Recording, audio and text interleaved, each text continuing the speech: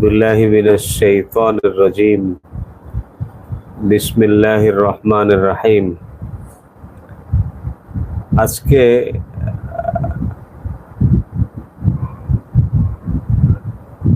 অত্যন্ত কষ্ট নিয়ে বুকের মধ্যে জমানো অনেকগুলো কষ্ট নিয়ে আজকে আপনাদের সামনে হাজির হয়েছি। আপনারা জানেন, আমি আজকে সকালে এলান করেছিলাম যে আমি আমার আইডি থেকে আজকে লাইভ করব। আমার সাথে গত 8 বছরে তাবলীগের ইস্যু নিয়ে যে সমস্ত নির্যাতন জুলুম হয়েছে এই ব্যাপারে আমি কথা বলবো। 11টা-12টার দিকে আমি এলান করেছিলাম, আমার খুব একটা মনে নাই, কিন্তু আজীব ব্যাপার হলো আমার প্রায় 12,000 বা 14,000 ফলোয়ার এবং অনেক বছর আগের পুরাতন আইডি, কিন্তু দুপুরের মধ্যে আমার আইডিটা সাসপেন্ড করে দেওয়া হয়েছে এবং আমি আমার আইডি থেকে মানে লাইভ করতে পারলাম না। তারপরে এখানে এখন অন্য আইডি থেকে লাইভে আসলাম। অত্যন্ত দুঃখজনক ঘটনা যে আমাদের দেশে মতবিরোধ, মতানৈক্য এটা ইসলামেও নতুন নয়। মতবিরোধ যুগে যুগে ছিল, মতানৈক্য যুগে যুগে ছিল। ভিন্ন মতের লোকদের উপরে দমন নিপীড়ন এটা তো ইসলাম সাপোর্ট করে না। দমন নিপীড়নের যে প্রবণতা আমাদের দেশে, এটা তো অত্যন্ত দুঃখজনক। আমরা যেটা আমাদের দেশে লক্ষ্য করেছি, আপনারা অনেকেই জানেন যে তাবলীগের যে ইস্যু এটা তো শুরু হয়েছে 2017 থেকে। 2018-তে চরম পর্যায়ে আকার ধারণ করেছে। 17 থেকে ভিতরে ভিতরে কিছু প্রবলেম শুরু হয়েছে, কিন্তু আমরা তো 2017 থেকে তাবলীগ করি না। আমরা তো 2017 থেকেই দিনদার না। আমরা তো সেই ছোটবেলা থেকেই দিনদার। সেই 1990-এর দশকের তাবলীগের সাথী, সেই সময় থেকে তাবলীগ করি। তাবলীগের এই গ্যাঞ্জাম লাগারও অন্তত 10 বছর আগের থেকে মাদ্রাসায় পড়াই। মসজিদের খতিব হিসেবে দায়িত্ব পালন করছি ঢাকা শহরে। এটা পুরা দেশ জানে, পুরা দুনিয়া জানে। কিন্তু হঠাৎ করে যখন 2017-তে তাবলীগের একটা আপনার বিভক্তি শুরু হয়ে যায় নিজামুদ্দিন মার্কাজে, সেটা নিয়ে বাংলাদেশে মতে বিমতে বিভিন্ন অবস্থা হয়েছে, সবারই সেটা জানা। কিন্তু আমার এই না বলা কথাগুলো না বলার কারণে আমাদের সাথে চলনে বালাও অনেক সাথী তারা জানেই না যে আমাদের প্রতিপক্ষ, যারা আমাদেরকে প্রতিপক্ষ মনে করে তাবলীগের ব্যাপারে, তারা মানে প্রত্যক্ষভাবে আমার উপরে কি পরিমাণ জুলুম এবং নির্যাতন করেছে। আজকের এই ঘটনায় তো অনুমান করা যায় যে তারা আসলে মানে কতটা জুলুমের, কতটা নির্যাতনের রাস্তা তারা বেছে নিয়েছে। আমার একটা মাদ্রাসা আছে, এটা এখন সারা দুনিয়া জানে, মারকাজুস সুফা আল ইসলামিয়া বাংলাদেশ। ইল্লা মাশা আল্লাহ, আল্লাহ পাকের ফজলে, আল্লাহ পাকের করমে, আল্লাহ পাকের দয়ায় একেবারে মক্তব থেকে নিয়ে নুরানি, হিফজুল কোরআন বিভাগ, কিতাব বিভাগের প্রথম বর্ষ থেকে একেবারে দাওরায় হাদিস পর্যন্ত, এমনকি ইফতা বিভাগও আছে।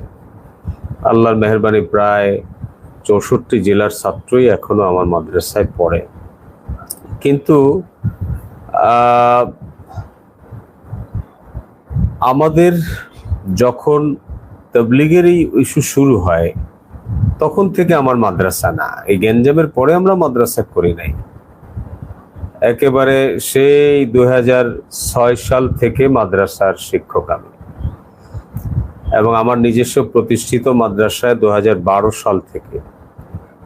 তো 2012 সাল থেকে 2017 পর্যন্ত 12, 13, 14, 15, 16, 17, অর্থাৎ এই তবলিগের বিভক্তিরও প্রায় 5-7 বছর আগের থেকে আমি মাদ্রাসার প্রিন্সিপাল, প্রতিষ্ঠাতা প্রিন্সিপাল, আর মাদ্রাসার খেদমতের সাথে আছি তারও 5 বছর আগের থেকে। তো তবলিগের বিভক্তিরও প্রায় 10 বছর আগের থেকেই আমি মাদ্রাসার খেদমত এবং মসজিদের খেদমতের সাথে জড়িত। তো কথা হলো যে তবলিগের যে বিভক্তিটা হয়েছে, এটার মূল বিভক্তির জায়গা তো বাংলাদেশে না, ইন্ডিয়াতে, নিজামুদ্দিন মার্কাজে। সেখানে তাদের মতানৈক্য হয়েছে। মূল বিষয়টা হয়েছে মৌলানা সাদ সাহেবকে আমির মানা না মানা নিয়ে। একদল মেনেছে আর একদল মানেনি। মৌলানা সাদ সাহেবকে যারা আমির মানেনি তারা তার ব্যাপারে নানান রকমের মিথ্যাচার করেছে, তার বয়ানের অপব্যাখ্যা করেছে, আগে পিছে কাটসাট করে এই ব্যাপারে কথোপকথন হয়েছে। শুরু থেকে মৌলানা সাদ সাহেবের সাথে যেহেতু আমাদের সম্পর্কটা ওতপ্রোতভাবে ছিল, একেবারে 99 সাল থেকে একেবারে কাছে, মিম্বারের সামনে থেকে ওনার বয়ান শোনার সৌভাগ্য হয়েছে, কাছে সোহবত উঠানোর সৌভাগ্য হয়েছে। তো প্রথম থেকেই যখন ওনার বয়ানের ব্যাপারে অপব্যাখ্যাগুলো আমাদের সামনে এসেছে, তখনই আমরা বুঝতে পেরেছি যে এটা একটা ষড়যন্ত্র। কিন্তু সেই দিন থেকে আজ পর্যন্ত কোনোদিন মৌলানা সাদ সাহেবের ইস্যু হোক অথবা কোনো ইস্যুতে হযরত উলামায়ে কেরামের সাথে কখনো আমার ব্যক্তিগতভাবে কোনো বিরোধ ছিল না, কোনো দ্বন্দ্ব ছিল না, এবং কোনো ঝগড়া ছিল না, কোনো বিদ্বেষ ছিল না, কোনোদিন না। বরং 2013 সালে যখন হেফাজতে ইসলামের 5ই মে মহাসমাবেশ হয়, ঢাকা অবরোধ প্রোগ্রাম হয়, সেখানে ঢাকা দক্ষিণের একটা বড় ভূমিকা আমি রেখেছি। আমার মনে আছে, আল্লাহর জন্যই করেছি, কিন্তু আজকে সবার সামনে বলতে হচ্ছে, আমি প্রায় 60,000 টাকার খানা সেদিন সারা দেশ থেকে আগত মুসল্লিদের জন্য আমি শাপলা চত্বরে নিয়ে এসেছি। বিরিয়ানির প্যাকেট, বিস্কুট, পানির বোতল ভ্যান করে করে করে। তো উলামায়ে কেরামের সাথেই ছিলাম, উলামায়ে কেরামের সাথেই আছি, উলামায়ে কেরামের সাথেই থাকবো। বরং আমরা যে হযরত মাওলানা সাদ সাহেবের পক্ষাবলম্বন করেছি, তিনিও কোনোদিন আমাদেরকে বলেন নাই উলামায়ে কেরামের বিপক্ষে অবস্থান করার জন্য, কোনোদিন আমাদেরকে একবার উস্কানি দেন নাই উলামায়ে কেরামের সাথে বিদ্বেষ রাখার জন্য, কোনোদিন আমাদেরকে একবার উলামায়ে কেরামের ব্যাপারে এহানতমূলক একটা শব্দ আমাদেরকে উনি শিখান নাই, আমরাও করিনি কোনোদিন। 2017 থেকে নিয়ে আজকে পর্যন্ত এই তাবলীগের পক্ষ বিপক্ষ, নিজামুদ্দিনের পক্ষ বিপক্ষ, শোরায়ে নিজাম এবং এতাআতের মজমা যারা ইমারতের পক্ষে, এই ব্যাপারে আমি শত শত নয়, হাজার মজমায় বয়ান করেছি।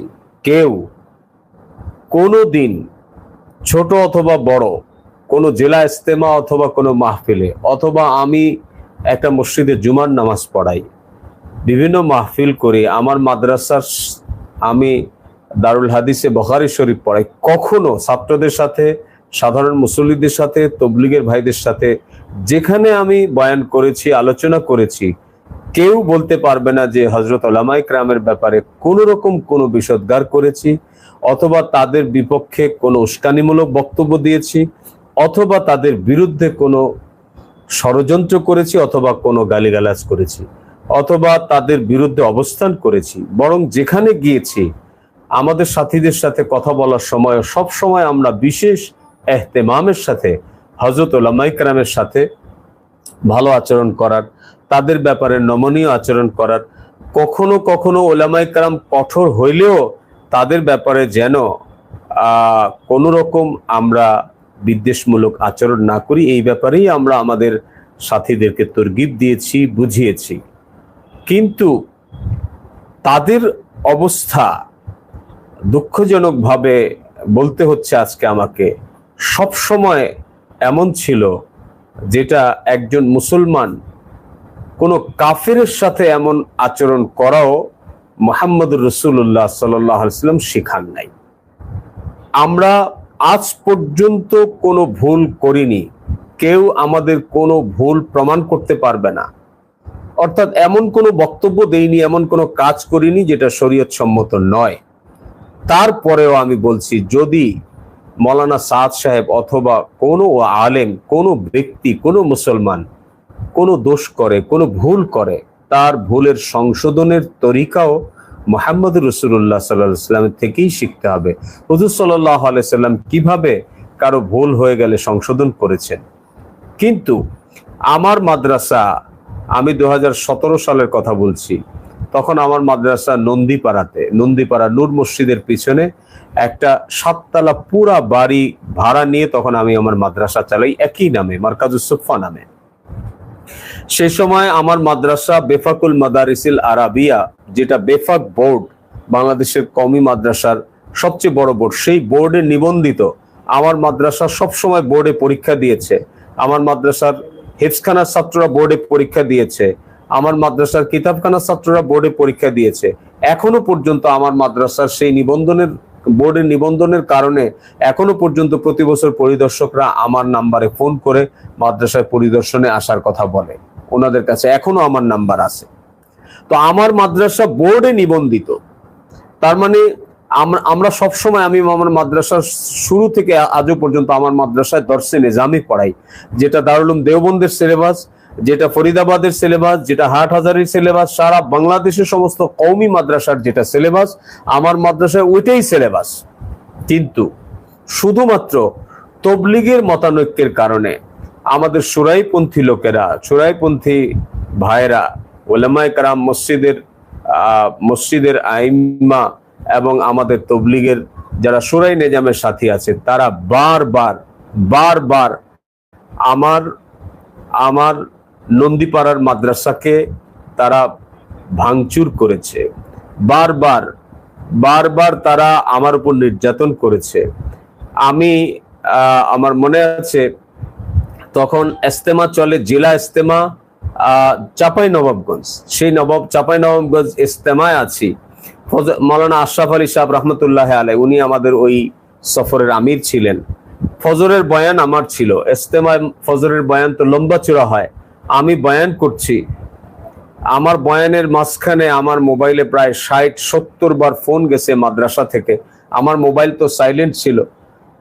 যখন বয়ান শেষ হয়েছে, আমি কামরায় আসার পরে মাওলানা আশরাফ সাহেব বলতেছে, হুজুর আপনার মাদ্রাসায় বড় গেঞ্জাম হয়েছে, আপনাকে চলে যেতে হবে এখনই। ফোন করে দেখি যে যারা সুরাই নিজামের পক্ষে, যারা বলে যে আমরা আলেমদের সাথে আছি, তারা আমার মাদ্রাসা এলেমের মারকাজ, যেটা তখনও বেফাক বোর্ডের সাথে নিবন্ধিত এবং বেফাক বোর্ডে পরীক্ষা দেয়, দর্শে নিজামি যেখানে পড়াশোনা করানো হয়, দর্শে নিজামির সিলেবাসে, তারা আমার মাদ্রাসাকে এসে ভাঙচুর করেছে, দরজা জানালা ভাঙচুর করেছে, বিদ্যুতের লাইন কেটে দিয়েছে, পানির লাইন কেটে দিয়েছে, গ্যাসের লাইন বন্ধ করে দিয়েছে। আমার তখন মাদ্রাসায় 650-র উপরে ছাত্ররা কয়েক ওয়াক্ত নামাজ পড়তে পারেনি। মসজিদের দরওয়াজায় তারা গুন্ডা বাহিনীর মতো লাঠি নিয়ে দাঁড়ায় ছিল যে মারকাজুস সুফার ছাত্ররা মসজিদে নামাজ পড়তে আসতে পারবে না। এই জুলুমের কি জবাব দিবে তারা কিয়ামতের দিন? যেখানে 650 মানুষ একটা বাড়িতে, পানি নাই, অজু করতে পারে নাই, ছেলেরা নামাজ পড়তে পারে নাই, হেফজখানার ছেলেরা অজুর পানি না পাওয়ার কারণে নামাজ পড়তে পারে নাই, তারা হেফজখানার ছেলেরা পড়তে পারে নাই। কোরআন কারিম মুখস্থ করবে, তারা কোরআন কারিম পড়বে। হেফজখানায় তখন 160 জন ছাত্র সবকি। এই ছেলেগুলো তারা 3 ওয়াক্ত নামাজের জন্য মসজিদেও যেতে পারেনি, আর বাসায় পানি ছিল না, তারা পানির লাইন বন্ধ করে দিয়েছে। এটা কোন ধরনের সন্ত্রাসী, আর এটা কোন ধরনের আলেমদের পক্ষে থাকা? এরা যদি বলে যে আলেমদের সাথে থাকো, তাহলে এদের চেয়ে বড় জালেম এই পৃথিবীতে আছে দুনিয়াতে? যারা মাদ্রাসার ছেলেদের, হেফজখানার ছেলেদের কোরআন পড়াকে বন্ধ করে দেয়, মাদ্রাসার ছাত্রদেরকে নামাজ পড়ার জন্য মসজিদে যেতে দেয় না, মসজিদে ঢুকতে দেয় না, আবার তারা বলে আমরা আলেমদের সাথে আছি। এই হলো তাদের আলেমদের সাথে থাকার পরিচয়। আমার মাদ্রাসায় তো মৌলানা সাদ সাহেবের ইতিহাস পড়ানো হয় না, মৌলানা সাদ সাহেবের বাবার ইতিহাস পড়ানো হয় না। আমার মাদ্রাসায় দর্শে নিজামি পড়ানো হয়, দর্শে নিজামির সিলেবাস পড়ানো হয়। তখন থেকে এখনো পর্যন্ত আমি সেখান থেকে দোয়ায় আসছি। এটা নিয়ে তারা এমন হয়েছে যে আর কোনো অপরাধ নাই আমার, কি শুধু আমি মৌলানা সাদ সাহেবকে ওনারা যেরকম গোমরা বলে আমি ওনাকে আমির মানি, ওনাকে হক মনে করি, এইটুক শুধু আমার দোষ।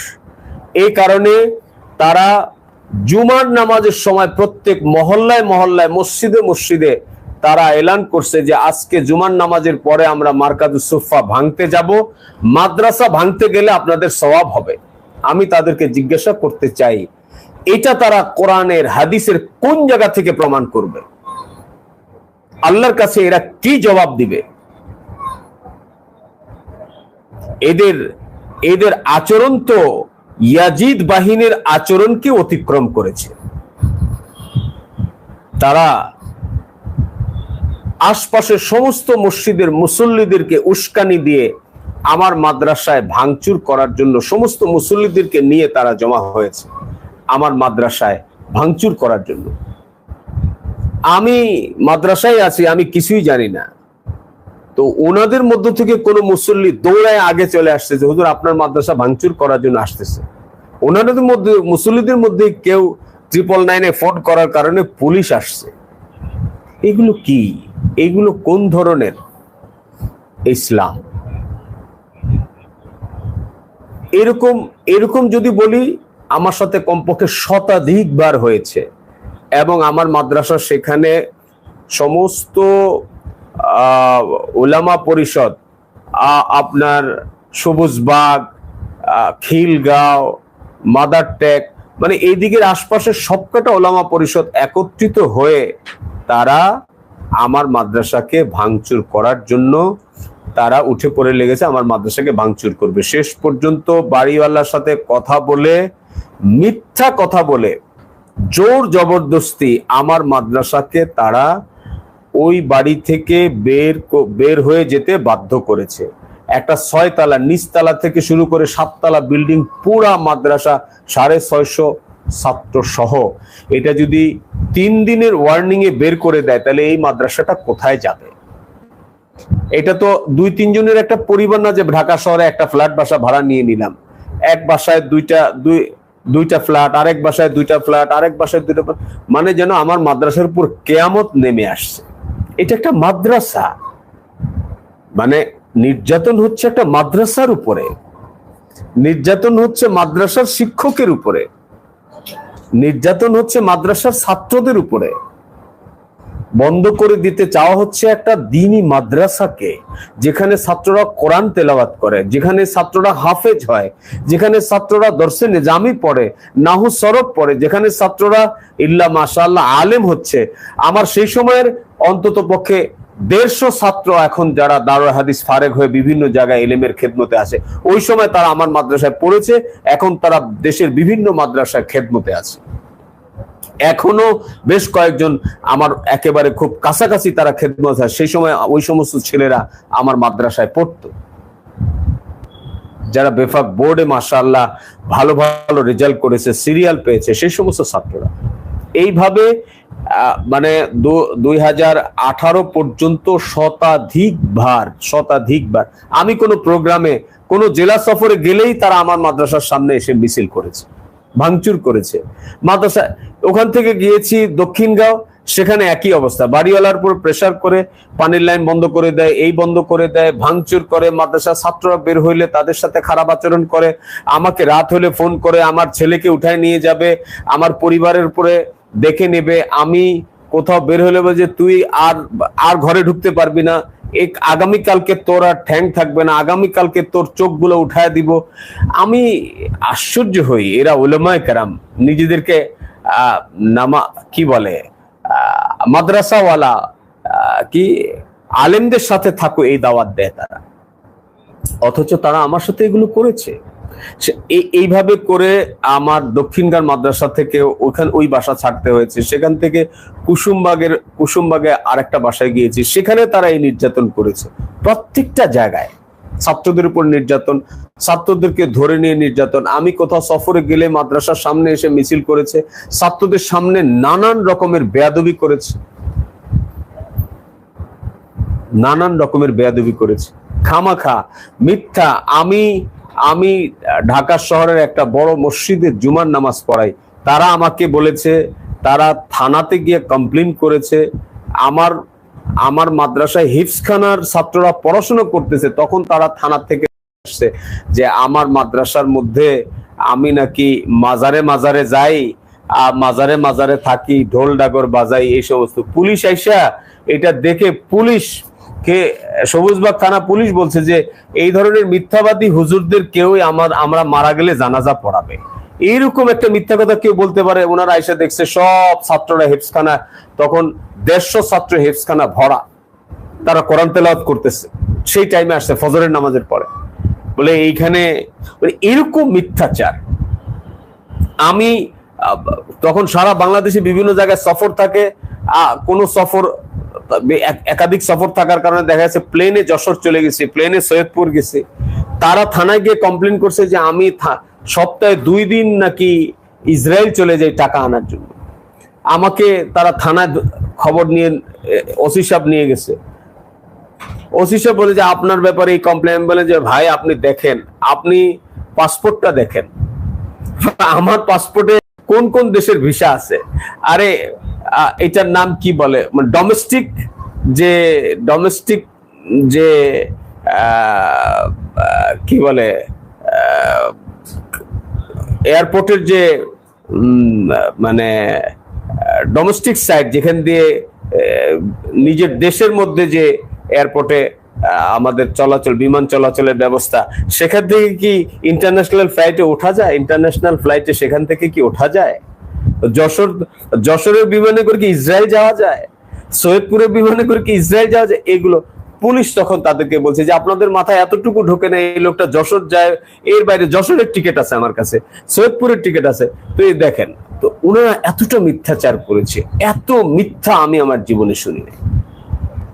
সেখান থেকে কুসুমবাগ থেকে এসেছি মদিনাবাগ থেকে এসেছি মুগদা বা বড় মসজিদ, মুগদা হাসপাতালের সামনে থেকে এসেছি কি নাম, মুগদা বড় মসজিদে। মানে এই যে লাস্ট দেখেন 2টা গ্যাঞ্জাম হলো গত বছর 2টা গ্যাঞ্জাম হলো। একটা হলো টঙ্গীতে মারামারি নিয়ে, টঙ্গীতে গাড়ি চাপার মামলা। আপনারা দেখেন, আমি তো অনলাইনে থাকতাম, আপনারা সবাই দেখেছেন। যেদিন গাড়ি চাপার ঘটনা ঘটে সেই দিন আমি, এটার নাম হলো বান্দরবন আলীকদম মার্কাজে আমি জোহরের বয়ানও আমি করেছি। আর সেটা ঘটনা ঘটেছে 11টার সময়। আমরা জোহরের নামাজের বয়ানের পরে খানা খাইতে বসে দেখি মোবাইল ভরা এই ঘটনা। আমাদের হাজী বশির সাহেবকে রক্তাক্ত করছে, ওরাই রক্তাক্ত করছে, আবার ওরা মামলা করছে, সেখানে আমারে তারা আসামি দিয়ে দিচ্ছে। অথচ সেই দিন আলীকদমে আমরা একটা মাদ্রাসা ভিজিটে গিয়েছি, সে সময় আমার লাইভ প্রোগ্রামও আছে। অথচ তারা আমাকে সেখানের সেই মামলায়, আমি সেদিন বান্দরবনে, সেই মামলায় তারা আমার আসামি দিয়ে রাখছে। 17 নভেম্বর যে টঙ্গীতে মারামারি হলো, এই যে লাস্ট 2-3 জন মানুষ মার্ডার হলো, তা 15, 16, 17, 18 এই কয়দিনই আমি শরীয়তপুরে ছিলাম। শরীয়তপুরে আমার 28 ডিসেম্বর মাসের 28 তারিখে শরীয়তপুর মাদ্রাসায় মাহফিল ছিল। ওই মাহফিলের প্রস্তুতিমূলক অনুষ্ঠানের জন্য আমাদের এলাকার সমস্ত লোকদেরকে ডেকে সেদিন আমরা সেখানে ব্যাগ ভর্তি খিচুড়ি পাকাইছি, সেখানে লোকদেরকে খানা দানা খাওয়াইছি। সেখানে পুরা গ্রামবাসী, বাজার কমিটির লোক, শরীয়তপুর শহরের লোক সবাই ছিল। এমনকি আমার ঢাকা শহরেরও বেশ মুসল্লি এবং মাদ্রাসার ছাত্র শিক্ষকরাও সেখানে ছিল। আমি সেখানে ছিলাম 17 তারিখ রাতে, আমি সেখানে ছিলাম 18 তারিখ দুপুর পর্যন্ত আমি সেখানেই ছিলাম। তো 17 তারিখ দিবাগত রাত্রে টঙ্গীতে ঘটনা ঘটছে, যেখানে আমি আমার মাদ্রাসার লোকজন সহ তখন শরীয়তপুর অবস্থান করেছি, অথচ তারা সেই মিথ্যা মামলায় আমার নাম জড়িয়ে দিয়ে আমাকে তারা 2 মাস 3 দিন 63 দিন আমাকে তারা জেলখানায় নিয়েছে। যে লোকটা আমি এতটা অসুস্থ যে আমাকে বিছনা থেকে ধরে উঠাইতে হয়, ধরে শোয়াইতে হয়, এমন অবস্থা, ডায়াবেটিস আরো অন্যান্য রোগের কারণে আমার মেরুদণ্ডের হাড় ভেঙে গেছে, আমার ইলেকট্রোলাইট সিস্টেম লস হয়ে আমি পড়ে গিয়ে আমার মেরুদণ্ডের হাড় 3 টুকরা হয়ে গেছে। প্রায় মানে 6 মাসের মতো আমি বেড রেস্টে ছিলাম। এমন অবস্থায় তারা মিথ্যাচার করে তারা আমাকে জেলখানায় নিয়েছে। জেলখানার নির্যাতনের ইতিহাস বললে আমি ভাষা হারায় ফেলছি। আমার কাছে এটা একটা জাহান্নামের অভিজ্ঞতা। হ্যাঁ, যেখানে আমার জীবনে ছোটবেলা থেকে আজ পর্যন্ত আমি আমার এই হাত দিয়ে কাউকে একটা থাপ্পড় দেই নাই, কারোর সাথে আমার কোনোদিন ছোটবেলা থেকেই কোনোদিন আমার কারোর সাথে ঝগড়া মারামারি নাই, অথচ তারা জেলখানায় আমাদেরকে খুনের মামলার আসামি করেছে। এই মিথ্যার কি জবাব দিবে যারা নিজেদেরকে আলেম দাবি করছে? এই মিথ্যার কি জবাব তারা দিবে? তাদের কাছে আমি এবং আমার মাদ্রাসার ছাত্র শিক্ষকদের উপরে তারা যে জুলুম করেছে এর হিসাব তারা কিভাবে হাসরের ময়দানে দিবে? এরপরও আমি বারবার, আপনারা গত বছরও দেখেছেন আমার বিভিন্ন অনলাইন অ্যাক্টিভিটিসে, বারবার আমি তাদেরকে আহ্বান করেছি যে আপনারা আসেন, আপনারা সমাধানে আসেন।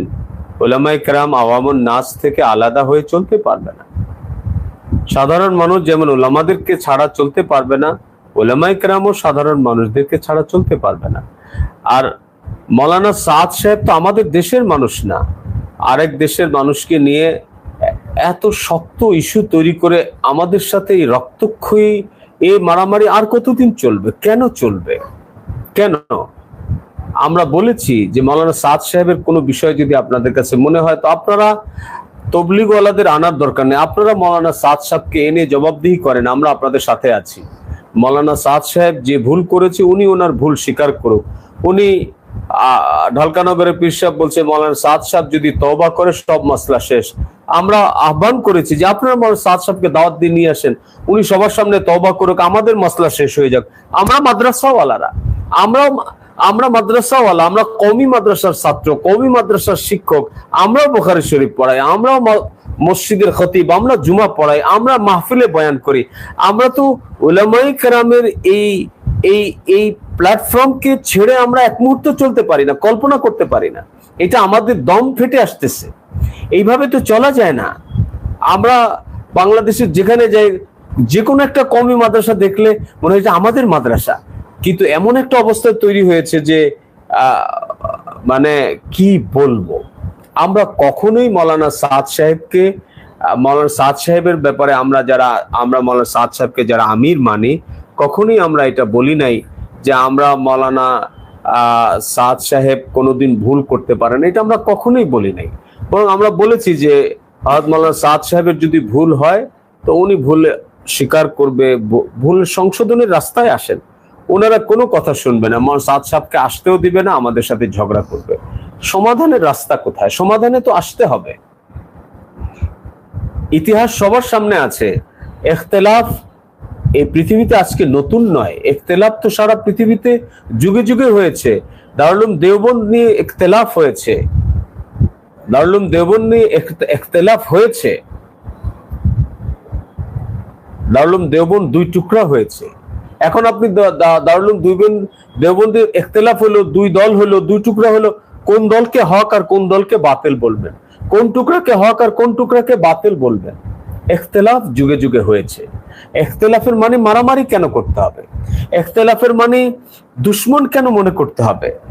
সারা পৃথিবীতে মুসলমানকে ইয়াহুদ নাসারা ডিভাইড এন্ড রোল, তাদেরকে বিভক্ত করো আর শোষণ করো, শাসন করো। এই উসুলের উপর চলতেছে, আর বারবার আমরা তাদেরকে সুযোগ করে দিচ্ছি, বারবার আমরা তাদেরকে সুযোগ করে দিচ্ছি। একজন আলেমকে দেখে দুশ্মন মনে করে, একজন তবলিগের সাথী আরেকজনকে দেখে দুশ্মন মনে করে। এটা কেমন কথা হইতে পারে? এটা হইতে পারে না, এটা চলতে দেওয়া যেতে পারে না, এটা চলতে দেওয়া যেতে পারে না। এটা সমাধান হওয়া দরকার, যে কোনো মূল্যে এটা সমাধান হওয়া দরকার, যে কোনো মূল্যে এটা সমাধান হওয়া দরকার, যে কোনো মূল্যে। আমি 2006 সাল থেকে আমার পরিবার সহ ঢাকা শহরে থাকতাম। এই কারণে তাদের বারবার নির্যাতন জুলুমের কারণে আমি আমার পরিবারকে ঢাকা শহরে রাখতে পারিনি। বাধ্য হয়ে আমার পরিবারকে শরীয়তপুরে আমার গ্রামের বাড়িতে রেখে আসতে হয়েছে। আমি মাদ্রাসায় পড়ায় শুরু থেকেই আমি বেতন নিতাম না। আমার ব্যবসা ছিল কাপড়ের ব্যবসা, আমার বোরকার কারখানা ছিল। এই তবলিগের ইস্যু করে করে তারা আমার কাছ থেকে আমার ব্যবসা ছিনতাই করছে, আমার কারখানায় লুটপাট করছে, আমার কাপড়ের ব্যবসা ছিনতাই করছে। মানে এটা কি করে হইতে পারে? এটা কোনো ধর্মীয় কোনো মতভেদকে এতটা নোংরা পর্যায়ে কি করে নেওয়া যেতে পারে? এই সমস্যা আর কত লম্বা চলবে, কতদিন চলবে? এই সমস্যার সমাধান খোঁজা দরকার। আজকে আমরা আমাদের দেশে বিভিন্ন রকমের মাসলা নিয়ে আমরা কথা বলতেছি, অনলাইনে আমাদের দেশে সংস্কারের কথা বলছে। সংস্কার কোথায় হলো? আমাদের দেশে এটা বৈষম্য বিরোধী সরকার, বৈষম্য বিরোধী আন্দোলন হলো, বৈষম্য বিরোধী সরকার হলো, বৈষম্য কোথায় দূর হলো? আমরা এই দেশের নাগরিক, এই দেশের প্রথম শ্রেণীর নাগরিক, আমরা প্রথম শ্রেণীর নাগরিক। বৈষম্য বিরোধী আন্দোলন হলো, বৈষম্য আমাদের সাথে হচ্ছে।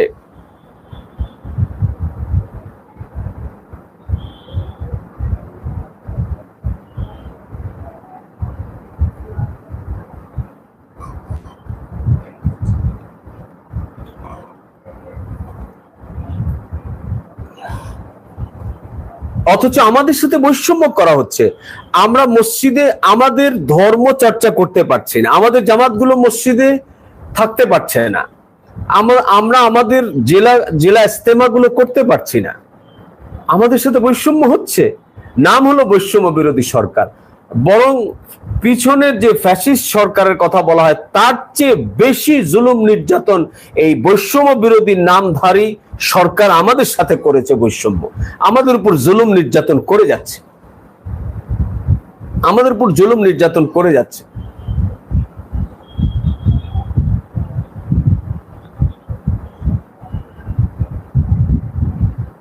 এটা অত্যন্ত দুঃখজনক, অত্যন্ত দুঃখের সাথে, অত্যন্ত কষ্টের সাথে বলছি। আমি এই দেশের একজন নাগরিক হিসেবে, প্রথম শ্রেণীর একজন নাগরিক হিসেবে এই দেশে স্বাধীনভাবে জীবনযাপন করা, নিরাপত্তার সাথে জীবনযাপন করা এবং স্বাধীনভাবে নিরাপত্তার সাথে ধর্ম পালন করার অধিকার এই দেশের সংবিধান আমাকে দেয়। যারা আমার দেশে আমাকে নিরাপদভাবে জীবনযাপন করতে দিচ্ছে না, এখনো চলাচল করতে গেলে আমাকে জীবনের হুমকি নিয়ে চলাচল করতে হয়। এখনো ধর্মীয় কোনো আচার আচরণ করতে গেলে সেখানে আমার জানের হুমকি থাকে, সেখানে আমাকে হুমকি ধামকি দেওয়া হয়। যে কোনো কাজ করতে গেলে কোথাও আমার মাহফিল, সেখানে বাধা, কোথাও আমার ইস্তেমা, সেখানে বাধা, কোথাও আমার দিনী যে কোনো প্রোগ্রাম, সেখানেই বাধা। এই দেশের নাগরিক আমরা। এই দেশে হিন্দুরা তাদের ধর্ম পালন করতে পারে,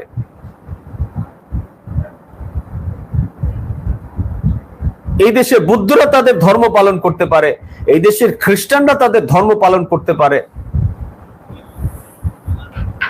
বরং গত কয়েকদিনে দেখলাম যে বাংলাদেশে গত বছর থেকেই চলে আসতেছে, বাংলাদেশে যারা সমকামী, এই পৃথিবীর মখলুকাতের মধ্যে সবচেয়ে ঘৃণিত রুচির মানুষ যারা, সমকামীদেরকে অনুমোদন দেওয়া হচ্ছে। বা ঢাকা মেডিকেলে দেখলাম সমকামীদের চিকিৎসার বুথ তৈরি হয়েছে, ইউনিট তৈরি হয়েছে। তো যারা এই নির্লজ্জ কাজে যারা লিপ্ত, তাদেরকে সরকার নিরাপত্তা দিচ্ছে, তাদেরকে তাদের নাগরিক অধিকার প্রতিষ্ঠা করার জন্য সরকার সোচ্চার আছে। কিন্তু আমরা একজন মুসলমান হিসেবে আমাদের ধর্মীয় কাজ করার অধিকার এই সরকার দিতে ব্যর্থ হচ্ছে। আমাদের থেকে শত বছর থেকে চলে আসছে, 70 বছরের বেশি হয়েছে কাকরাইল মসজিদ নিজামুদ্দিনের পরামর্শ মোতাবেক প্রতিষ্ঠিত তবলিগের মার্কাজ। সেই মার্কাজ নিজামুদ্দিন ওয়ালারা ব্যবহার করতে পারে না। নিজামুদ্দিনের মশওয়ারায় নিজামুদ্দিনের পরামর্শে 70 বছর থেকে চলে আসা টঙ্গীর বিশ্ব ইজতেমায় নিজামুদ্দিন এর অনুসারী সাথীদেরকে জোর ইজতেমা করতে বাধা দেওয়া হচ্ছে। এইখানে এর চেয়ে বড় বৈষম্য আর কি হইতে পারে? যদি বৈষম্য বিরোধী আন্দোলন করতে হয়, তাহলে তো এই বিষয়ের সবচেয়ে বেশি বৈষম্যের শিকার আমরা। তাহলে তো আবার আন্দোলন করা দরকার। এই বৈষম্য দূর হওয়ার আগ পর্যন্ত আন্দোলনকে আবার একটা বিপ্লব দরকার। ইউরোপ, আমেরিকা, অস্ট্রেলিয়া, সারা পৃথিবীর যেখানে বাংলাদেশের সচেতন নাগরিক আছেন, আপনাদের সবার কাছে দাবি করছি, প্রত্যেকে যার যার জায়গা থেকে ইনসাফের কথা বলেন। একজন নাগরিক হিসেবে সরকার আমাদেরকে, দেশের সরকার একজন নাগরিক হিসেবে আমাদের জন্য কি কি অধিকার আমরা সরকারের কাছে প্রাপ্য। আমরা কি এই দেশে আমাদের ধর্ম পালন করার অধিকার রাখি না? আমরা কি এই দেশে নিরাপত্তার সাথে জীবন যাপন করার অধিকার রাখি না? আমরা কি এই দেশে স্বাধীনভাবে কথা বলার অধিকার রাখি না?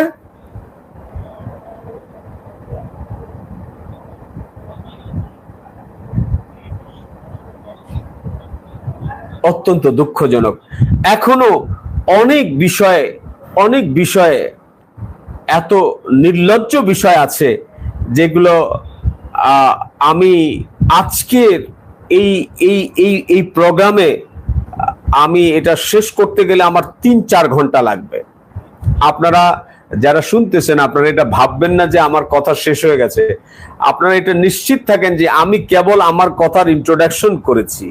বিস্তারিত পুরা ফিরিস্তি আমার সামনে আছে, নোট করা আছে আমার কাছে। আমার উপরে কি কি জুলুম হয়েছে, কি কি নির্যাতন হয়েছে, আমি নয়, এরকম আমার মতো আরো কত শত শত উলামায়ে কেরাম আছে যারা নির্যাতিত, কত শত শত সাথী আছে যারা নির্যাতনের শিকার হয়েছে। আমি সমস্ত নির্যাতিত তবলিগওয়ালা উলামায়ে কেরাম এবং সাথীদের প্রতিনিধি হিসেবে আমি আপনাদের কাছে আবার দাবি করছি, আসেন, যেখানে আপনাদের আপত্তি, সে আপত্তি দূর করার ব্যবস্থা করেন। ঝগড়া, ফাসাদ, মারামারি, কাটাকাটি, মসজিদ থেকে জামাত বের করে দেওয়া, অযৌক্তিকভাবে, প্রমাণহীন, ভিত্তিহীন ভাবে কাউকে গোমরা বা কাফের বলা, এগুলো থেকে বেঁচে থাকেন, এগুলো থেকে বিরত থাকেন। শালীনভাবে, ভদ্রভাবে, যৌক্তিকভাবে সমালোচনা করেন। আস্তে আস্তে সব বিষয় আসতেছে। এই যাবৎকাল মৌলানা তারিক জামিল সাহেব শুরাই নিজামের কথা বলেছেন।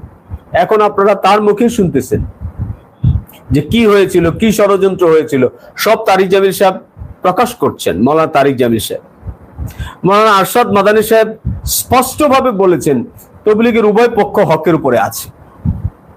মৌলানা তকি উসমানী সাহেব বলছেন তবলিগের উভয় পক্ষ হকের উপরে আছে। সারা পৃথিবী বিভক্ত হয়েছে, কিন্তু তবলিগের উভয় পক্ষকে তারা হক মনে করছে। কিন্তু আমাদের দেশে এই ঠিকাদারি কে দিল তাদেরকে? কোন দলিলের ভিত্তিতে? কোনো গোড়ামি চাই না, পরিষ্কার ভাবে, শান্তভাবে বসে এই সমস্যাটা সমাধান করেন। আমরা মুসলমান ভাই ভাই হয়ে চলতে চাই। দেখেন, সারা পৃথিবীতে মুসলমান নির্যাতিত, কাফের মুশরিকের দ্বারা আক্রান্ত, সারা পৃথিবীর মুসলমান ষড়যন্ত্রের শিকার। এই ষড়যন্ত্রের বাইরে আমরা বাংলাদেশও নয়, আমরা মিডিয়াতে যারা নজর রাখি, বাংলাদেশের পার্বত্য অঞ্চল নিয়ে ষড়যন্ত্র হচ্ছে বহুকাল থেকেই। বাংলাদেশের মুসলমানদেরকে নিয়ে ষড়যন্ত্র হচ্ছে, বাংলাদেশের বাংলাদেশের মুসলমানদের বড় বড় কমিউনিটি যেগুলো আছে সবগুলো নিয়ে ষড়যন্ত্র হয়েছে। ষড়যন্ত্র হয় নাই কার নামে? ষড়যন্ত্র এক সময় এটা প্রকাশ্যে এসে যায়। আমরা দেখেছি যে ফ্যাসিস্ট সরকার মৌলানা মামুনুল হকের বিরুদ্ধেও ষড়যন্ত্র করেছিল, এখন তো সেটা পরিষ্কার হয়েছে। আমরা এই সমস্যাটারও সমাধান চাই। তবলিগের ইস্যুতে আমি আর চাই না বাংলাদেশে কোনো এক মুসলমান এর দিকে তাকায় আমরা যেন এটা মনে না করি যে উনি আমাদের প্রতিপক্ষ, আমাদেরকে দেখেও কেউ যেন এটা মনে না করে যে উনি আমাদের প্রতিপক্ষ।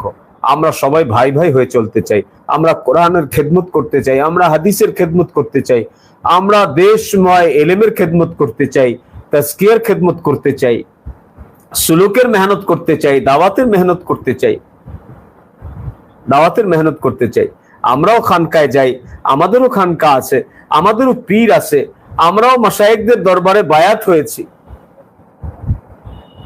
কেউ কেউ আমাদেরকে খেলাফতও দিয়েছে। তো আমরাও আমাদের আখিরাতের জন্য কাজ করছি, আমাদেরও দুনিয়া কোনো উদ্দেশ্য না। এবং আমরা অনেকে, আমি দেখেছি কেউ কেউ কমেন্টসের মধ্যে বাজে কমেন্টস করেছেন যে আমরা ব্যক্তি পূজা করি। স্পষ্টভাবে বলছি, সমস্ত উলামায়ে কেরামের প্রতি শ্রদ্ধাশীল ছিলাম, আছি, সারা জীবন থাকবো। কোনো আলেমদের সাথে কোনো দিন কোনো বিদ্বেষ ছিল না, এখনো রাখছি না, এবং এখনো মিলে চলতে চাই, উলামায়ে কেরামের সাথে চলতে চাই।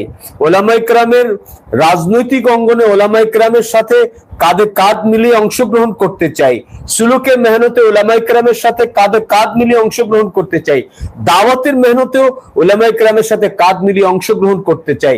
কিন্তু ঝগড়া চাই না, মারামারি চাই না, কোনো ইখতিলাফ থাকলে আপোষে বসে সেটাকে মিট করতে চাই।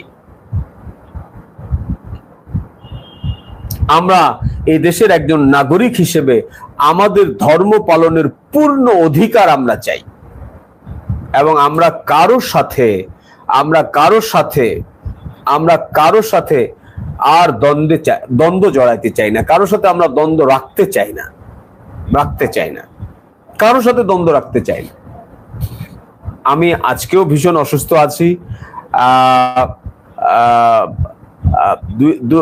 দু চারটা প্রশ্নের জবাব আমি লাইভ থেকে, কমেন্টস থেকে দিব, এরপরে আজকে শেষ করব। আল্লাহ যদি তৌফিক দেয় আবার আগামী পর্বে ইনশাল্লাহ বাকি কথাগুলো বলবো। তবে আমি তো মনে করেছিলাম দু চারটা প্রশ্নের জবাব দিব, কিন্তু এখানে তো অনেক প্রশ্ন এসেছে, কোন জায়গা থেকে শুরু করব?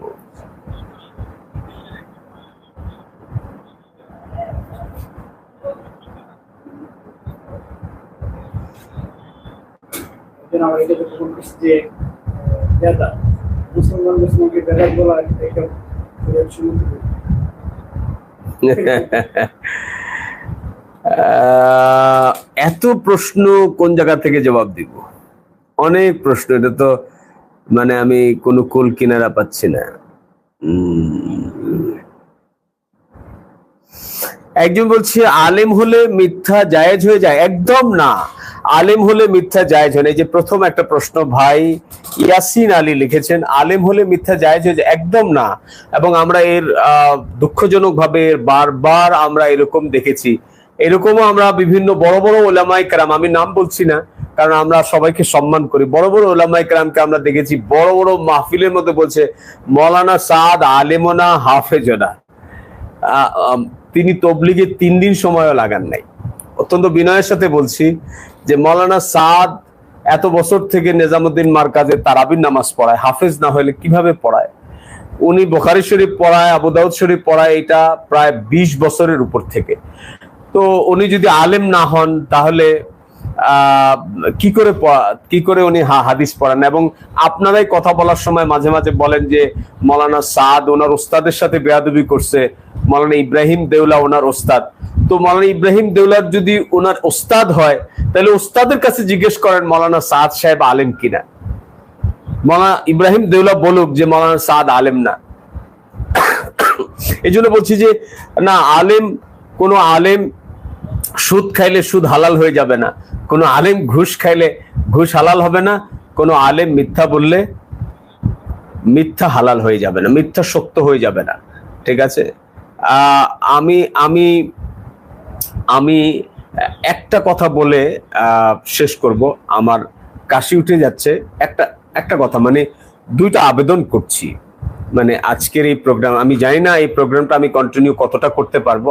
দুইটা অনুরোধ করছি। একটা হচ্ছে আমাদের যারা তবলিগের সাথী ভাইরা আছেন, বিশেষ করে নিজামুদ্দিন পন্থী ভাইরা আছেন, আপনাদের কাছে অনুরোধ হচ্ছে উলামায়ে কেরামের শানের খেলাফ, উলামায়ে কেরামের সাথে বিদ্বেষপূর্ণ কোনো কথা, কোনো আচরণ থেকে বিরত থাকবেন। কেননা উলামায়ে কেরাম আমাদের মাথার তাজ, ওনারা উম্মতের রাহবার।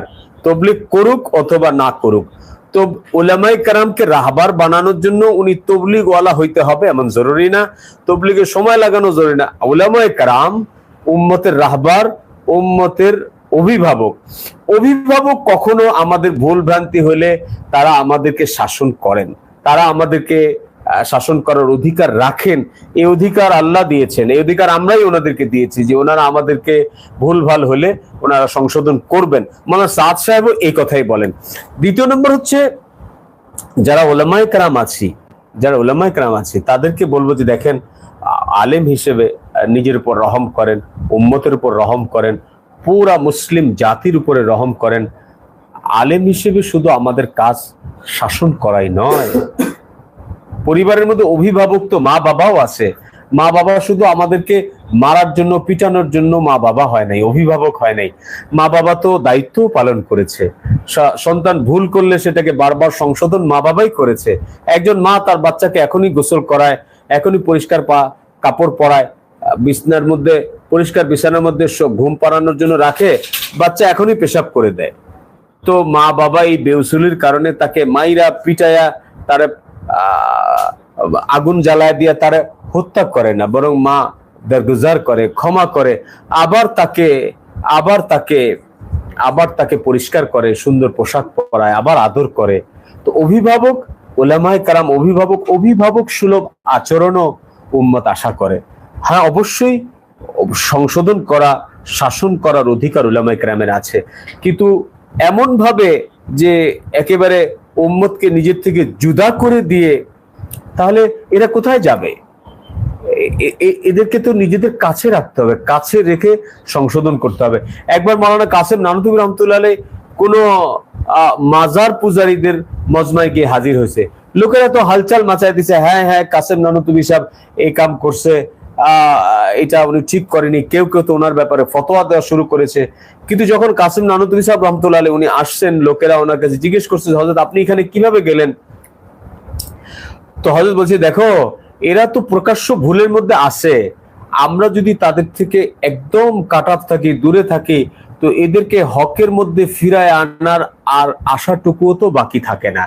আমরা তাদের সাথে যাতায়াত থাকলে, তাদের সাথে আমাদের একটা ভালো সম্পর্ক থাকলে আশা করা যায় একসময় তারা হকের মধ্যে ফিরে আসবে। এটা তো যারা প্রকাশ্য মাজার পূজারী, তাদের সাথে আমাদের আকাবেরে দেওবন্দের এই আচরণ ছিল। এখানে আপনি দাওয়াত তবলিগের যারা নিজামুদ্দিন পন্থী সাথী আছে, আপনি তাদেরকে দেখেন, তারা রীতিমতো কোরআন তেলাওয়াত করে, তারা নামাজ পড়ে, 5 ওয়াক্ত নামাজ পড়ে, তারা 100 ভাগ সুন্নতের উপর জিন্দেগি গুজারানোর চেষ্টা করতেছে। এখনো পর্যন্ত বহু সাথী আছে তাদের নিজেদের সন্তান, নিজেরা ইংরেজি শিক্ষিত সন্তানকে তারা মাদ্রাসায় দিয়ে রাখছে, এলেম শিখাইতেছে, মাদ্রাসার জন্য জমি দান করতেছে, মাদ্রাসা নির্মাণ করতেছে, মসজিদ নির্মাণ করতেছে। প্রতিনিয়ত ভাবে একটা লোক আল্লাহর দ্বীনের কাজে ব্যস্ত, দ্বীনের জন্য জানমাল কোরবানি করতেছে, দ্বীনের জন্য জানমালের কোরবানি করতেছে। দেশ থেকে বিদেশ থেকে, দেশে থাকে না, আমেরিকাতে থাকে, আমেরিকাতে বড় প্রশাসনিক চাকরি করে, কিন্তু ছেলেকে মাদ্রাসায় পড়াইতেছে। এইটা তবলিগের মেহনতের বরকত।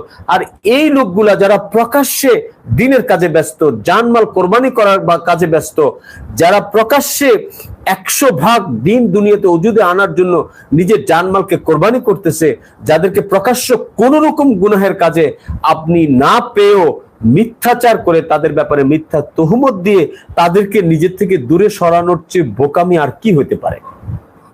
এখনো পর্যন্ত নিজামুদ্দিন ওয়ালারা আপনাদেরকে চায়, এখনো পর্যন্ত নিজামুদ্দিনের অনুসারী তবলিগ ওয়ালারা আপনাদেরকে ভালোবাসে, আপনাদেরকে কাছে পেতে চায়, আপনাদের সোহবত পেতে চায়, আপনাদের সাথে থাকতে চায়, এখনো চায়। এমনকি পর্যন্ত যাকে নিয়ে আপনারা এত বিষোদ্গার করছেন, হযরত মাওলানা সাদ সাহেব পর্যন্ত এখনো আপনাদেরকে পছন্দ করে, ভালোবাসে, আপনাদেরকে সাথে নিয়ে চলতে চায়। আমরা গত বছর এই যে লাস্ট জোরের আগে যে কেরানীগঞ্জে জোর হলো, আমাদের জামালপুর বা কোনো জেলার এক সাথী কারগুজারি শোনানোর সময় জিজ্ঞেস করছিলেন আপনার জেলায় ওলামায়ে কেরাম কতজন? তো উনি এটুক বলে ফেলছিলেন যে আমাদের সাথে কাম করে এতজন ওলামা, এই শব্দটা বলছে। আর হযরত এত নারাজ হয়েছে, হযরত মাওলানা ইউসুফ বিন সাদ বলছে, ভাই ক্যা লাগা রাখা তুমনে, যে আমাদের লোক ওনাদের লোক, সমস্ত ওলামায়ে কেরাম উম্মতের ওলামা, সবাই আমাদের ওলামা, আমরা সবাইকে চাই, সবার সাথে আমরা চলতে চাই। এখনো পর্যন্ত তারা আমাদেরকে নিয়ে চলতে চায়, আমাদের থেকে আলাদা তারা কোনো কিছু ভাবে না। তাদেরকে এখনো পর্যন্ত প্রত্যেকটা বয়ানে বলছে ওলামায়ে কেরামের সম্মান, ওলামায়ে কেরামের মহব্বত, ওলামায়ে কেরামের তাজিম, ওলামায়ে কেরামের খিদমত। এই কথা সারা বাংলাদেশের সাধারণ সাথীদেরকে মাওলানা সাদ সাহেব শিখাইছেন বারবার, যে কোনো আলেমকে দেখতে গেল সে যেন কোনো নবীর জিয়ারতে গেল, কোনো আলেমের সাথে খানা খাইলো সে যেন কোনো নবীর সাথে খানা খাইলো, কোনো আলেমকে মহব্বত করলো যেন কোনো নবীকে মহব্বত করলো। সারা দুনিয়াতে এত সমালোচনার পর এখনো হযরত সাদ সাহেব সমস্ত সাথীদেরকে এই কথাই শিখাইতেছেন, বারবার বলতেছেন ওলামায়ে কেরামের খেদমতে যাও, ওলামায়ে কেরামের খেদমতে হাদিয়া পেশ করো, তাদেরকে সালাম দাও, তাদেরকে মহব্বত করো, এখনো তাদের জরুরিয়াত গুলোর খেয়াল রাখো। এই জন্য আল্লাহর ওয়াস্তে আমি সবার কাছে আবার অনুরোধ করছি, সাধারণ সাথীদের, আমাদের সাথীদেরকে বলছি, কোনোভাবে ওলামায়ে কেরামের সাথে দূরত্ব তৈরি হয় এমন কোনো আচরণ হওয়া চাই না। বিশেষ করে আমার তো ফেসবুক যেটা ছিল এটা শেষ হয়ে গেল, নাই। আমার আইডিটা যেভাবে যারাই ভালো মনে করছে ডিসপাস করে দিছি। যে সমস্ত মাধ্যমে আপনারা শুনছেন, আমাদের নিজামুদ্দিন পন্থী অনেক অ্যাক্টিভিটিস আছে, আমাদের অনেক সাথীদের ফেসবুকে, ইউটিউবে। আপনাদের সবাইকে আমি হাত জোর করে বলবো, একটা কথাও ওলামায়ে কেরামের বিরুদ্ধে লিখবেন না। ওলামায়ে কেরামের বিরুদ্ধে কোনো উস্কানি দিয়ে, ওলামায়ে কেরামকে ইহানত করে, ওলামায়ে কেরামকে ছোট করে, ওলামায়ে কেরামের বিরুদ্ধাচরণ করে ফেসবুক, ইউটিউব বা সোশ্যাল মিডিয়াতে কোনো বক্তব্য দিবেন না, কথা বলবেন না, আপনাদেরকে অনুরোধ করছি। আর ওলামায়ে কেরামের কাছে সর্বশেষ অনুরোধ করে যাচ্ছি যে আপনারা একটু শান্ত হন, ঠান্ডা মাথায় চিন্তা করেন যে এত বিশাল একটা মজমা এখনো আপনাদেরই আছে, কারো হয়ে যায়নি। শুধু আপনারা একটু নমনীয় হয়ে এদেরকে আবার আপনাদের বুকে তুলে নেন। এরা সবাই আপনাদেরকে চায়, আপনাদের সাথেই থাকতে চায়। এদের দিলের ভিতরের চাওয়া এটাই, আলেমদের সাথেই ছিলাম, আলেমদের রাহবারিতেই তবলিগ এই পর্যন্ত আসছে, আলেমদের রাহবারিতেই ইনশাআল্লাহ তবলিগ আখের পর্যন্ত পৌঁছবে। সবাইকে ধন্যবাদ জানিয়ে সবার কাছে দোয়া চেয়ে আজকের মতো আমি শেষ করছি। আমার জন্য আর আমার মাদ্রাসার জন্য সবাই দোয়া করবেন। মানে এইটা আল্লাহ পাকের খাস কুদরত আমি মনে করি, যে এত বিরোধিতা, এত ভাঙচুর, এত নির্যাতন, এরপরও যে এই মাদ্রাসার অস্তিত্ব এই পৃথিবীর বুকে টিকে আছে, এটা যেন নাকি আল্লাহ আপন কুদরতি হাতে টিকায় রাখছে। আমার এখানে কোনো কৃতিত্ব নাই, আমি এটা পারতাম না। কোথায় সেই 2012 সাল থেকে করে 17 সাল পর্যন্ত আমরা 17-18 পর্যন্ত ছিলাম নন্দীপাড়া, সেখান থেকে আসছি 19 সাল ছিলাম দক্ষিণগাঁও, 2020 সালে ছিলাম এটা কোথায়, কুসুমবাগ, তারপরে 2021 সালে ছিলাম মদিনাবাগ। এর পরের থেকে ইল্লা মাশাআল্লাহ মুগদা বড় মসজিদে আসি। আল্লাহ জানে কতদিন এখানে থাকতে পারবো, এরপরে আবার এখান থেকে কোথায় যেতে হবে আল্লাহ ভালো জানে। তো আসলে এই মাদ্রাসা আমার জীবনে এই মাদ্রাসার জন্য যে পরিমাণ জিল্লতি, যে পরিমাণ অপমান, যে পরিমাণ মানুষের গালমন্দ আমাকে শুনতে হয়েছে, আমার মনে হয় বাংলার জমিনে মাদ্রাসার জন্য এত গালমন্দ, এত চোখ রাঙানি, এত এত এত এত হুমকি ধামকি, মায়ের খাওয়া, আমাকে আমার গায়েও হাত তুলেছে। কি বলবো, কলিজা ফেটে যায়, কষ্টে কলিজা ফেটে যায়। আমার গায়েও হাত তুলেছে। শুধু আমার মাদ্রাসা আছে, ওনারা যেমন সব জায়গায় বলে তোদের সাথে আলেম নাই, তোদের সাথে মাদ্রাসা নাই, তো আমার মাদ্রাসা আছে, আমি নিজামুদ্দিনের সাথে কেন? এই কারণে আমার উপরে যে এত বেশি নির্যাতন হয়েছে, মানে এইটা বলছি যে আরেকদিন সময় পেলে বাকিটা বলবো। তো সবাই দোয়া করবেন আল্লাহ যেন মারকাজুস সুফফাকে কিয়ামতের দিন পর্যন্ত, শেষ দিন পর্যন্ত যেন আল্লাহ কবুল করে। এই মাদ্রাসার ছাত্র, শিক্ষক, সৌভাগ্যনে যারা আছে, এই পুরা মজমা যেন ইমাম আল মাহদি পর্যন্ত গিয়ে সবাই মিলে ইমাম মাহদি আলাইহিস সালাম পর্যন্ত গিয়ে তার হাতে হাত রেখে যেন বায়াত হইতে পারে। এই পর্যন্ত এই হকের মারকাজকে আল্লাহ তামাম পৃথিবীর সমস্ত মাযহাবের মুসলমানদের জন্য ইলমের মারকাজ হিসেবে আল্লাহ কবুল করেন। মারকাজুস সুফফার জন্য সবাই দোয়া করবেন, আমার জন্য সবাই দোয়া করবেন। উত্তরবঙ্গ থেকে কিভাবে ছাত্ররা ভর্তি হতে পারে? হ্যাঁ, আমার মাদ্রাসায় আসা তো খুবই সহজ। মানে বাংলাদেশের যে কোনো প্রান্ত থেকে কমলাপুর রেল স্টেশনে এসে পায়ে হেঁটে আমার মাদ্রাসায় চলে আসে। কমলাপুর রেল স্টেশন থেকে অল্প একটু নামলেই মুগদা বড় মসজিদ বা কেন্দ্রীয় মসজিদ, যে কেউ সহজে চলে। সারা বাংলাদেশ থেকে কমলাপুর রেল স্টেশন, ট্রেনে আসলে কমলাপুর রেল স্টেশন থেকে আর গাড়িতে ওঠা লাগে না, পায়ে হেঁটে আসা যায়। যাই হোক, এই ব্যাপারে আপনারা সবাই জানেন, মোটামুটি সবাই পরিচিত আছে। উত্তরবঙ্গের অনেক ছাত্র আছে, এমন কোনো জেলা নাই যেই জেলার ছাত্র নাই। রংপুর, নীলফামারী, লালমনিরহাট সব জেলার ছাত্র আছে মাশাআল্লাহ। জয়পুরহাট, তারপরে আরো কি জেলা আছে, সব জেলা, রাজশাহী, চাপাই, সব জেলা ছাত্র আছে। যাই হোক, সবার কাছে দোয়া চাই, আমার জন্য বিশেষ করে দোয়া করবেন, কারণ এখনো পর্যন্ত নানান ভাবে হুমকি ধামকি আমাদেরকে দিয়েই যাচ্ছে। আল্লাহ যেন হেফাজতে রাখে। আল্লাহ আপন কুদরতে দ্বারা আজকের দিন পর্যন্ত হেফাজত করছে, আল্লাহ বাকি দিনগুলো যেন হেফাজতে রাখে, নিরাপদে রাখে, এবং আমার মাদ্রাসাটাকে যেন আল্লাহ দারুল উলুম দেওবন্দের মতো কবুল করে। দারুল উলুম দেওবন্দের নমুনায় আমি আমার মাদ্রাসাকে গড়তে চাই। দারুল উলুম দেওবন্দের সিলেবাস দিয়ে শুরু করছি, দারুল উলুম দেওবন্দের সিলেবাসই এখনো পড়াচ্ছি ইনশাআল্লাহুল আজিজ। একদম কিয়ামত পর্যন্ত আমাদের গঠনতন্ত্রে দারুল উলুম দেওবন্দের মাসলাকেই আমাদের মাসলাক, দারুল উলুম দেওবন্দের সিলেবাসই আমাদের সিলেবাস, দারুল উলুম দেওবন্দেই আমাদের এই মাদ্রাসার মারকাজ। তবলিগের মারকাজ যেরকম নিজামুদ্দিন, আমাদের কওমি মাদ্রাসার মারকাজ হচ্ছে দারুল উলুম দেওবন্দ। আল্লাহ আমার মারকাজুস সুফফাকে আপনি দারুল উলুম দেওবন্দের নমুনায়, দারুল উলুম দেওবন্দের মতো কবুল করেন, দারুল উলুম দেওবন্দের শাখার মতো কবুল করেন। এবং আমাদের দেশের রাজনৈতিক প্রেক্ষাপটে এখন ইসলামী সমস্ত দলগুলো ঐক্যবদ্ধ হচ্ছে। আমি সবার জন্য দোয়া করি, সবাই ঐক্য গড়ে একটা ইসলামী, সুন্দর ইসলামী রাষ্ট্র গঠন করুক। আমরা আপনাদের সাথে আছি। সমস্ত উলামায়ে কেরাম এবং ইসলামী দলগুলোর যে ঐক্য, সেই ঐক্যের সাথে আমি আছি, আপনাদের সাথে ঐক্যের ঘোষণা দিয়ে আমি আজকের লাইভ প্রোগ্রাম শেষ করছি। আসসালামু আলাইকুম ওয়া রাহমাতুল্লাহি ওয়া বারাকাতুহু।